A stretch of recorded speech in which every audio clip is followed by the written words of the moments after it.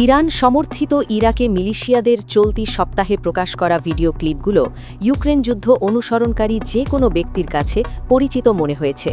Fibre optic তার দিয়ে নিয়ন্ত্রিত ড্রোন, যেগুলোকে জ্যামিং করে অকার্যকর করা যায় না, সেগুলো বাগদাদে অবস্থিত যুক্তরাষ্ট্রের একটি ঘাঁটির ওপর দিয়ে উড়ে বেড়াচ্ছিল।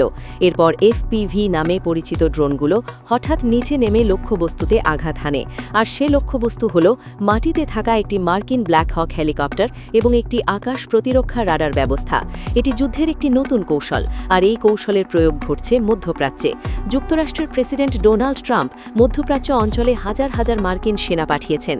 তার সর্বশেষ কূটনৈতিক উদ্যোগ ব্যর্থ হলে তিনি হরমুজ প্রণালী আবার চালু করা এবং ইরানকে যুদ্ধবিরতিতে বাধ্য করতে স্থল ও নৌ অভিযান পরিচালনার বিষয়টি বিবেচনা করছেন।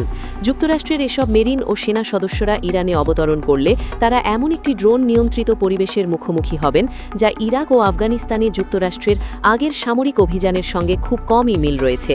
সেখানে প্রধান হুমকি ছিল ছোট অস্ত্রের গুলি এবং মাটির নিচে পুঁতে রাখা বিস্ফোরক আইইডি।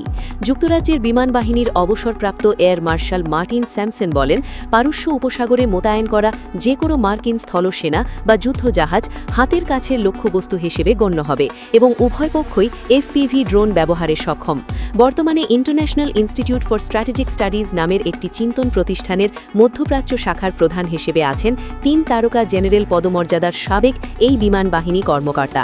তিনি আরও বলেন, ইউক্রেন যুদ্ধে জ্যামারের পাশাপাশি ড্রোনের আক্রমণ ঠেকাতে যানবাহনে যে ধরনের সরঞ্জাম ব্যবহার করা হয়, মধ্যপ্রাচ্যে আসা মার্কিন বাহিনী বা তাদের ল্যান্ডিং ক্রাফটগুলোই তেমন সরঞ্জামের অভাব রয়েছে।